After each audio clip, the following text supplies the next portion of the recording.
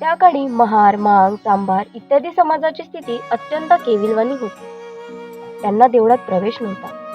विहिरीवर, हौदावर, नदीवर पाणी पिण्यास मनाई होती. शाळेत त्यांच्या मुलांना प्रवेश नव्हता. शूद्र आणि अतिशूद्रांबरोबर स्त्रियांचीही स्थिती अशीच. मग ती ब्राह्मणाची स्त्री असो किंवा शूद्रांची. अस्पृश्यांप्रमाणे स्त्रीलाही शिकण्याचा अधिकार नव्हता. स्वतंत्रपणे विचार करून एखादी गोष्ट ठरवण्याची तिला मोकळीक नव्हती. पुरुषाने मन मानेल त्याप्रमाणे वागावे व स्त्रीने घरात दिनभर राबावे. लग्नासारख्या महत्वाच्या बाबतीतही तिला मत मांडण्याचे स्वातंत्र्य नव्हते. स्त्रीने शिकणे म्हणजे समाजाच्या दृष्टीने भ्रष्टाचार होता. मुलीने शिक्षण घेतले तर ती अकाली विधवा होते, अशी त्या काळातील लोकांची समजूत होती. बायकांनी पायात चपला अथवा वहाणे घालणे अशुभ समजल्या जाई. तिने जर छत्री वापरली तर पुरुषाचा अपमान होईल. वडीलधाऱ्या मंडळीसमोर नवऱ्याशी बोलणे हे असभ्य समजले जाई. एखाद्या स्त्रीने आपल्या नवऱ्याबरोबर पंक्तीला जेवायला बसणे अपमानकारक गोष्ट समजल्या जाईल. स्त्री ही परतंत्र अबला. लग्नाआधी तिने वडिलांच्या अधीन राहून लग्नानंतर नवऱ्याच्या आणि म्हातारपणी पुत्राच्या, अशाच काळात जन्म झाला त्या क्रांतीचा.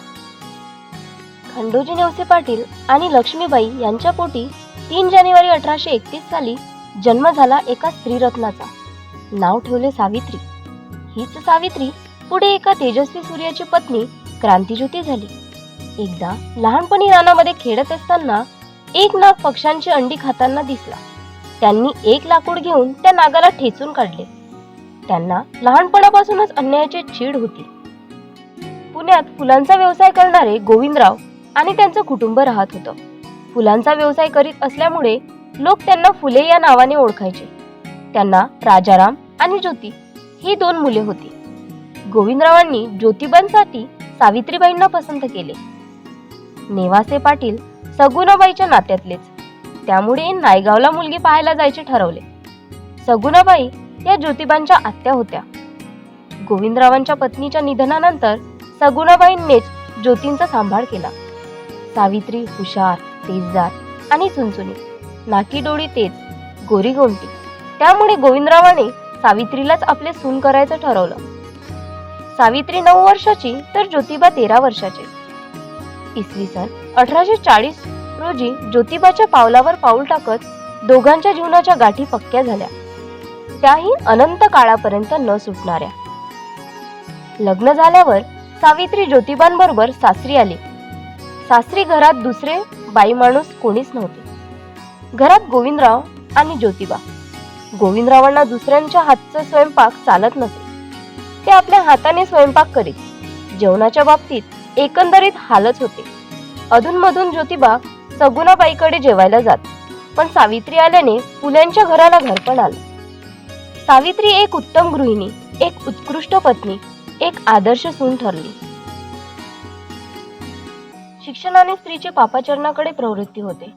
तिच्या बुद्धीने वागले असता सर्वस्वी नाश होतो. स्त्री दोषांची, अज्ञानाची खाण होय. स्त्रीला कुत्र्या मांजरा इतकीही किंमत समाजात नव्हती. सारी स्त्री जात अज्ञानाच्या अंधकारात चाचपडत होती. गुलामीत हालअपेष्टा शोषित होती. दुःखात पिचत पडली होती. या समाजस्थितीचे सूक्ष्म अवलोकन ज्योतिरावांनी केले. समाजाची ही स्थिती पाहून त्यांच्या मनाला अतिशय वेदना झाल्या. त्यांचे मन पेटून उठले. जन्म देणाऱ्या मातृदेवतेला समाजाने गुलामगिरीत ठेवावे ही गोष्ट त्यांच्या मनाला रुजली नाही. हे पाप आपण दूर केले पाहिजे, हा डाग आपण धुवून टाकला पाहिजे, असे त्यांनी मनाशी ठरवले. समाजात सुधारणा घडवून आणायची असेल तर आधी लोकांना शिक्षण दिले पाहिजे.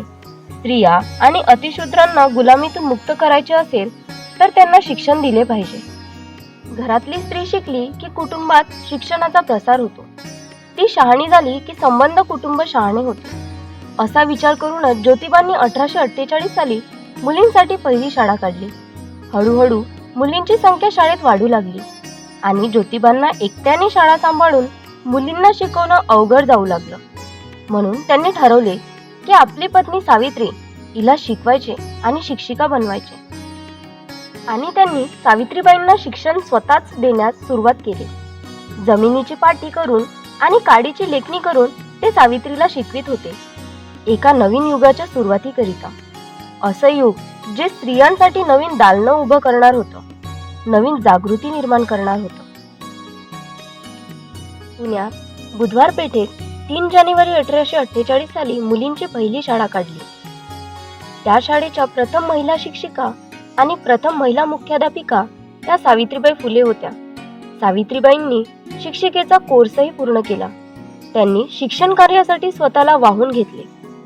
1848 ते 1852 दरम्यान फुले दाम्पत्याने मुलींसाठी व शूद्रांसाठी 18 शाळा सुरू केल्या.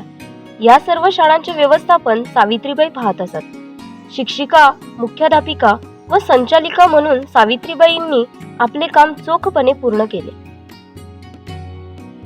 पुण्यात मुलींची शाळा काढणे आणि ती असल्या सामाजिक रचनेमध्ये टिकवून ठेवणे हे फार मोठे कठीण काम होते. तरीही भेडे यांच्या वाड्यातील मुलींच्या शाळेत सावित्रीबाई शिकवण्याचे कार्य निरपेक्ष वृत्तीने करत होत्या. शाळेतील मुलींना आईची माया देत होत्या. त्यामुळे शाळेची भरभराट व्हायला वेळ लागला नाही.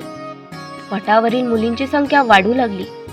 सावित्रीबाई शाळेत जाऊन मुलींना शिकवतात हे त्या काळातील विरोधकांना मान्य नव्हते. स्वतः शिक्षण घेण्याचा ज्या बाईला अधिकार नाही ती बाई मुलींना शिकवते हे पाहिल्यावर ते गप्प थोडी न बसतील. कारण शिक्षण घेतल्याने 42 पिढ्या नरकात जाणार होत्या.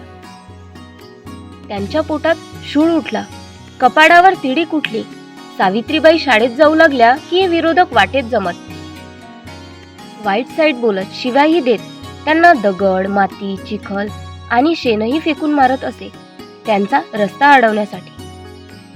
आणि एकदा तर एक भला मोठा इसम सावित्रीबाईच्या समोर येऊन ठेपला आणि म्हणाला, ए सटवे, कुठं निघालीस? मागे फिरायचं मागे. बाईच्या जातीला एवढा जोर बरा नाय. ए सटवे, धर्म बुडवतेस काय? तो दोन्ही हात आडवे करून सावित्रीबाईंच्या समोर उभं राहून अभद्र बोलत होता. सावित्रीबाई पण कणखर होत्या. त्यांनी उचलला आपला उजवा हात आणि लागावला त्याच्या कानशिलात. अशा प्रकारे अनेक संघर्ष त्यांच्या वाटेला आली. पण न डगमगता शिक्षणाच्या प्रसारासाठी ते अविरत झटत राहिले. शिक्षणाच्या प्रसारासाठी अन्य सामाजिक क्षेत्रांतही काम करणे गरजेचे आहे. स्त्रियांचा आत्मविश्वास वाढवणे गरजेचे आहे हे सावित्रीबाईंनी ओळखले. काही क्रूर रूढींनाही त्यांनी आळा घातला. बालविवाह प्रथेमुळे अनेक मुली वयाच्या 12-13व्या वर्षी विधवा व्हायच्या. ब्राह्मण समाजात विधवा पुनर्विवाह अजिबात मान्य नव्हता. पतीच्या निधनानंतर अशा विधवांना सती जावे लागे किंवा मग त्यांचे केशवपण करून कुरूप बनवले जाई. विरोधाचा अधिकार नसलेल्या या विधवा मग कुणीतरी नराधमाचा शिकार बनत.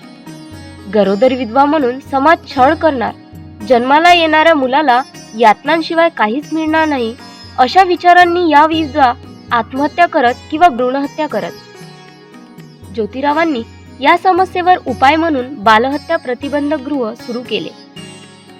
विधवा स्त्रियांकडून बालहत्या होऊ नये म्हणून त्यांनी 28 जानेवारी 1853 रोजी बालहत्या प्रतिबंधक गृहाची स्थापना केली. 1876 ते 77 मध्ये महाराष्ट्रात भीषण दुष्काळ पडला होता. हजारो लोक अन्नाशिवाय मरू लागले होते. हे पाहून फुले दाम्पत्याचे अंतःकरण भरून आले आणि त्यांनी दुष्काळातील लोकांना मदत करायला सुरुवात केली. सावित्री एक शिक्षिका, मुख्याध्यापिका आणि समाजसेवक असण्यासोबतच त्या एक यशस्वी कवयित्री देखील होत्या. अशीच त्यांची एक गाजलेली कविता.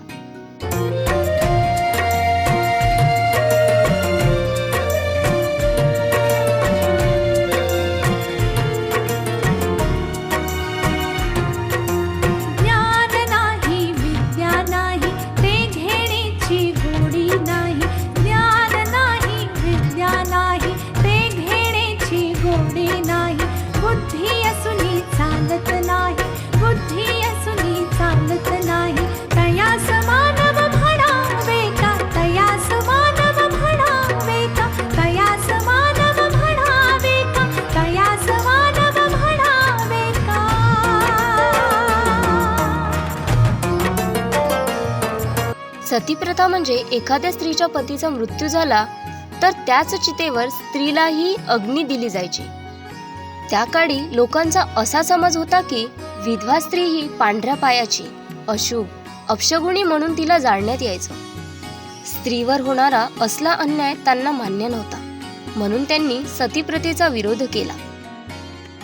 ज्योतिरावांच्या निधनासमयी सावित्रीबाई जवळ होत्या. 28 नोव्हेंबर 1890 रोजी महात्मा ज्योतिबा फुले यांचे निधन झाले. अंत्ययात्रेत त्या अग्रभागी चालल्या. त्यांनी स्वतः टिटवे धरले आणि त्यांनी स्वतःच्या हाताने ज्योतिरावांच्या पार्थिवाला अग्नी दिली. भारताच्या हजारो वर्षाच्या इतिहासात एका स्त्रीने अग्नी देण्याचा हा पहिलाच प्रसंग असावा.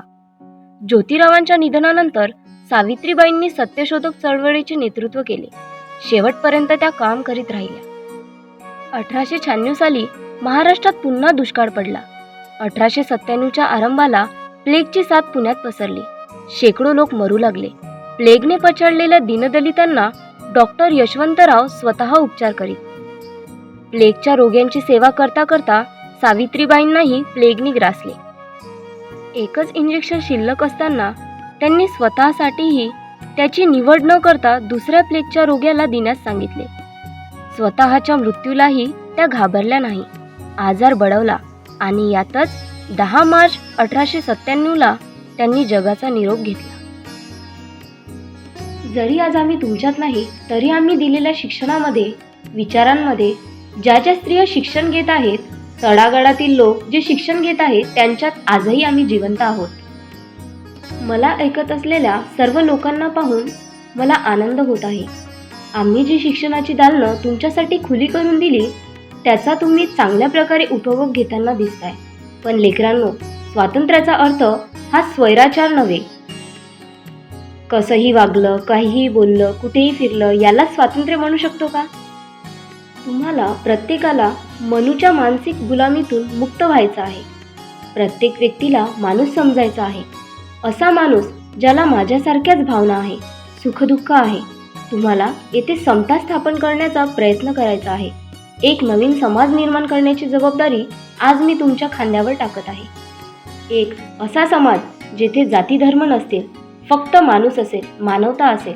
मला दुःख वाटतं जेव्हा माझी तुलना सरस्वतीशी केली जाते. सरस्वतीला विद्येची देवी म्हटल्या जाते. हे जर खरे असेल तर महिलांवर माझ्या आधी त्या देवीची कृपा का नाही झाली? महिला शिक्षणापासून दूर का राहिल्या? सरस्वतीची कृपा एका विशिष्ट वर्गाच्या पुरुषांवरच का झाली? आपण सर्वच तर सरस्वतीची लेकरं आहोत ना. जर ज्ञानाची देवी सरस्वतीच आहेत तर भारतामध्ये सर्वात जास्त निरक्षर, अशिक्षित लोक का आहेत? शिक्षण तुम्हाला स्वतःला जाणून घेण्याची संधी देते. आपल्या खऱ्या शत्रूचे नाव अज्ञान आहे. त्याला पकडा, त्याला मजबूत धरा, त्याला मारा आणि त्याला जीवनातून दूर करा.